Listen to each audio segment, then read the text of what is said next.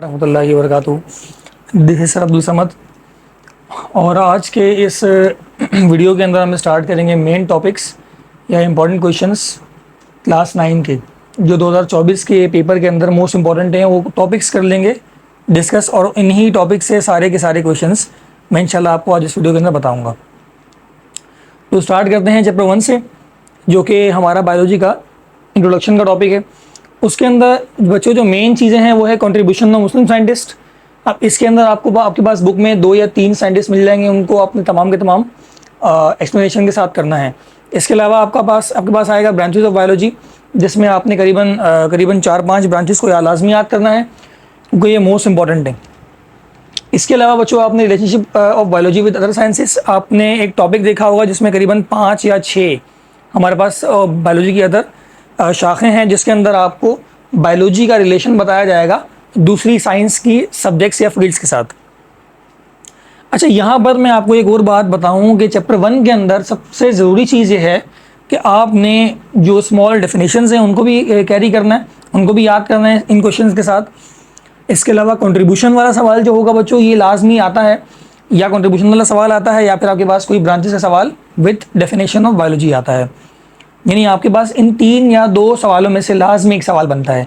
इसके अलावा कुछ रीजंस होंगे जो कि बुक की एक्सरसाइज के एंड में गिवन होंगे, वो भी आप लोगों ने करने, करीबन 4-5 रीजंस होंगे, वो भी करने, डिफरेंसेस भी मिलाकर। यानी कि आपने करीबन 2 या 3 सवालों के लिए प्रिपेयर करना है, ताकि आपको पेपर के अंदर कम से कम 1 या 2 सवाल लाजमी आपके पास आएँ बोर्ड के पेपर के अंदर।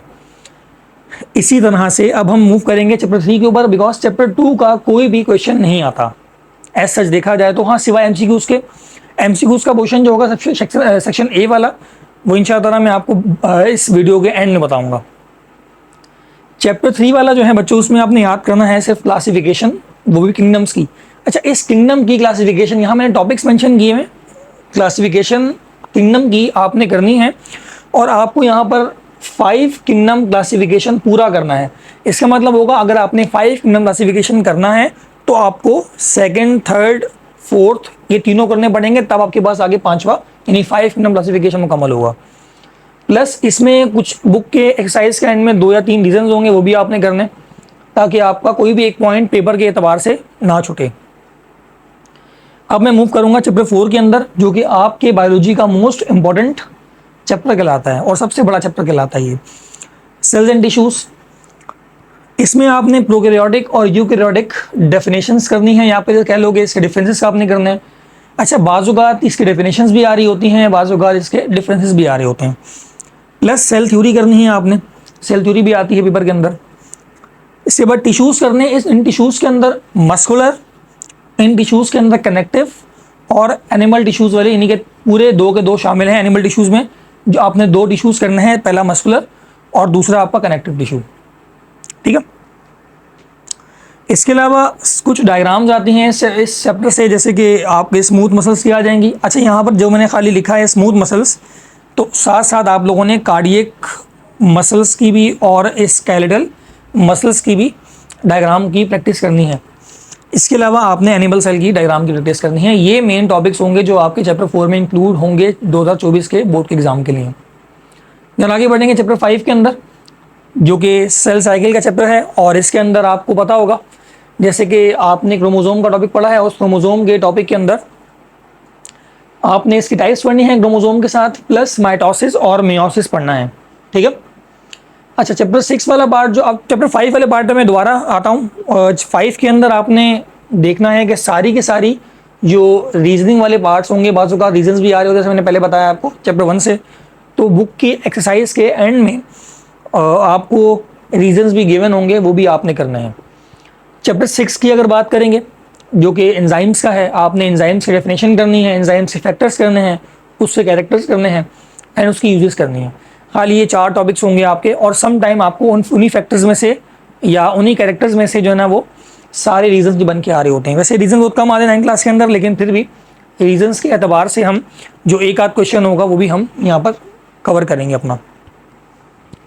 चैप्टर 7 पे अगर मूव करते हैं बच्चों, तो चैप्टर 7 के अंदर लाइट डिपेंडेंट और इंडिपेंडेंट एक्शन आता है, जो कि आमतौर पे फोटो सिंथेसिस का पार्ट है।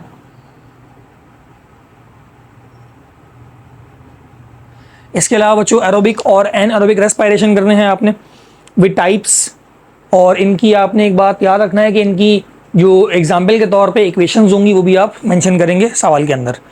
रेस्पिरेशन और फोटोसिंथेसिस के आपने डिफरेंसेस करने हैं। इसके अलावा चैप्टर 7 से ऐसे कोई इंपॉर्टेंट चीज़ नहीं आती है। चैप्टर अगर 8 पे आते हैं तो डाइजेस्टिव सिस्टम आता है हमारा। इस डाइजेस्टिव सिस्टम के अंदर आपकी डायग्राम भी आएगी और विद एक्सप्लेनेशन। अच्छा, ये सवाल के इस सवाल के बारे में बताऊं आपको। देखें, पेपर में जब भी हम सवाल लिखते हैं तो कुछ सवाल ऐसे होते हैं जो मार्क्स गेनिंग होते हैं और कुछ सवाल ऐसे भी होते हैं जो मार्क्स लूजिंग भी होते हैं।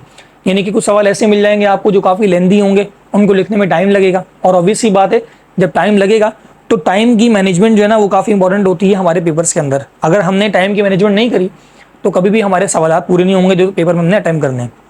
तो इस बात को भी आपने नज़र में रखना है। इसके बाद आपका जो सेकंड टॉपिक आएगा वो है ऑटोट्रॉफिक का और हेटेरोट्रॉफिक न्यूट्रिशन का। ये भी आपने करना है। ये भी बाज़-औक़ात आ रहे होते हैं, डिफरेंसेस के अंदर आ रहे होते हैं बाज़-औक़ात। वाइटामिन्स करने हैं आपने विद टाइप्स और some kind of malnutrition जो कि इस डाइजेस्टिव सिस्टम की डिसऑर्डर्स हैं। उसके बाद चैप्टर 9 पे आएंगे बच्चों, और ये भी एक तरह से काफ़ी इंपॉर्टेंट चैप्टर है। इसके अंदर आपको प्लांट्स के बारे में बताया जाएगा चैप्टर के स्टार्ट में, और चैप्टर के एंड में आपको एनिमल्स के बारे में बताया जाएगा। आर्टरीज, वेन्स, कैपिलरीज के बारे में आपने पढ़ना है, और आमतौर पर इनका डिफरेंस आ रहा होता है। इसके बाद internal structure of human heart with diagram and explanation, ये भी आपने करनी है। सो बच्चों, कुल मिला के अगर बात की जाए तो आपका सेक्शन बी और सी इस वीडियो से काफ़ी कवर हो जाता है। दरअसल ये वो इंपॉर्टेंट टॉपिक्स हैं जो मैं आपके साथ शेयर किए हैं मैंने, और ये देखा जाए तो ज़्यादा से ज़्यादा जो मेरे एक गेस्ट के तौर पे कह लें मैंने तैयार किए थे टॉपिक्स आप लोगों के लिए जो यहाँ पर मैंने मेंशन किए हैं। इसके अलावा सेक्शन अगर ए पे आते हैं तो सेक्शन ए के अंदर आप लोगों को ये बात देखनी होगी कि पहली बात तो बुक रीडिंग प्लस आपके जो 10 ईयर्स होते हैं वो आपने देखने, प्लस अगर आपको कहीं से भी गेस्ट पेपर मिलते हैं मैं इंशाल्लाह उस पर एक वीडियो बनाऊंगा। अगर आपको कहीं से गेस्ट पेपर मिलते हैं तब उससे भी आपने सारे एमसीक्यूज़ के पॉइंट क्लियर करने हैं। वैसे अगर देखा जाए तो अगर आपने एक चैप्टर को अच्छी तरह समझा है तो ईजिली आप उसके एमसीक्यूज़ भी निकाल सकते हो। तो सेक्शन ए तो आपका वहाँ से बुक रीडिंग से निकल जाएगा, और कुछ बुक के पीछे की भी एमसीक्यूज़ गिवन होते हैं वो भी आपने करने। सेक्शन बी और सी जो आपका होगा वो मैंने यहाँ पे सारे के सारे टॉपिक्स लिख दिए। इंशाल्लाह अगर आपने ये भी कर लिया तो आपका पूरा पेपर जो है ना अटेम्प्ट आप इजीली कर लोगे। तो यहाँ तक बच्चों हमारी वीडियो थी। उम्मीद करता हूँ कि आपको मेरी वीडियो से फ़ायदा हासिल हुआ होगा। मिलते हैं नेक्स्ट वीडियो में। अल्लाह हाफ़िज़।